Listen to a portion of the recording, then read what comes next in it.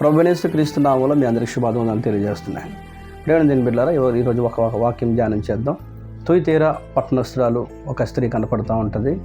ఆమె ఊతా రంగు పొడి అమ్ముకొని తన జీవనోపాధిని కొనసాగిస్తూ ఉంది. ఆమె ఒక రోజున అపోస్తులైన పౌలు గారు రక్షణ గురించినటువంటి మాటలు తెలియపరుస్తూ ఉన్నారు. అటువంటి సమయంలో ఈమె కూడా ఆ వాక్యం వినడానికి వెళ్ళింది. అక్కడ సేవకుడు వాక్యం చెప్తున్నప్పుడు ఆ వాక్యముని ఈమె హృదయం తెరవబడింది. హృదయం తెరవబట్టమే కాదు కానీ వాక్యమును అంగీకరించి ఆమె మారు మనసు పొంది రక్షణ పొందినట్లుగా మనం చూస్తున్నాం.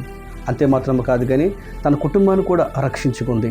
ఈ దినము మీ వద్దకు దేవుని వాక్యం వస్తూ ఉంది, రక్షణ సువార్త వస్తూ ఉంది. మరి ఎవరైతే నమ్మి బాప్తిసం పొందినవాడో వాడు రక్షింపబడను అని దేవుని వాక్యం సెలవిస్తూ ఉంది. ప్రేమ బిడ్డారా, రేపు అన్నది మనది కాదు కాబట్టి ఇదే మిక్కిలి అనుకూల సమయము, ఇదే రక్షణ దినము.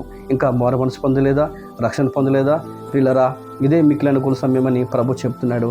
రక్షణ పొందండి, మారు మనసు పొందండి, యేసు ప్రభులో జీవించండి. యేసు ప్రభు ఇచ్చే దేవుని ఆశీర్వాదాలు అందరూ పొందుకోనండి. కొద్ది మార్లు దేవుడు దీవించునుగాక.